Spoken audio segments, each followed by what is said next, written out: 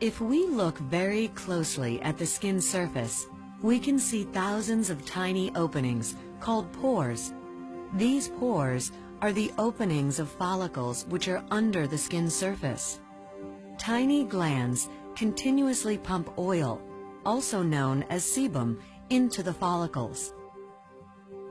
The oil travels up and onto the skin. The follicle is lined with cells which produce a material called keratin. This keratin joins the oil that is flowing through the follicle.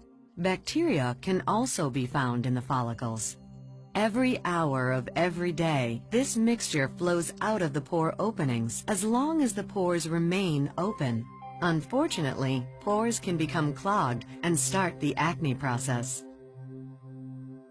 Creams or makeup may block them, but most importantly, the pores can become clogged by touching or rubbing with the hands.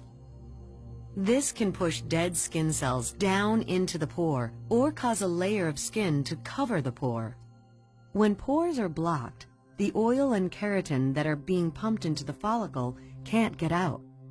Pressure builds up and makes the follicle expand like a balloon being filled with water. As the follicle gets larger and larger, this stretches the follicle walls. Tiny holes can form through which bacteria and other contents in the follicle can leak out.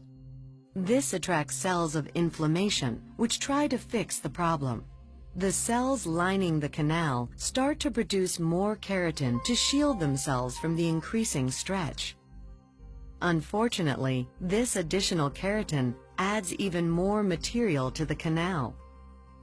As more and more oil and keratin build up, the follicle can actually burst, causing much more inflammation.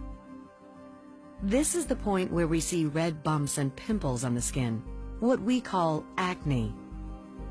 The expanded follicles can also rupture from outside pressure, such as from leaning on hands or squeezing by fingers.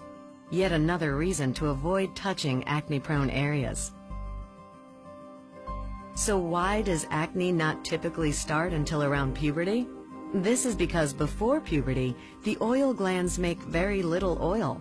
So even if a pore becomes blocked, not much pressure develops.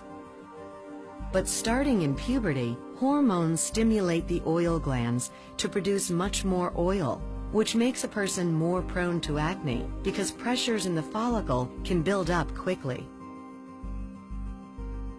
Because of genetics, some people can produce 5 to 10 times more oil than others. Unfortunately, these people are more acne prone because there's so much material trying to get out of the small pore at the same time. The follicle can expand and rupture, even without an actual pore blockage. The good news for acne sufferers is that an advanced research-based acne treatment has emerged, the 2-wash system from endofacne.com. Step 1 removes surface material such as makeup, keratin, and sebum. Step 2 then penetrates pores to help clear acne lesions. For more information about acne and about the 2-wash system, visit endofacne.com.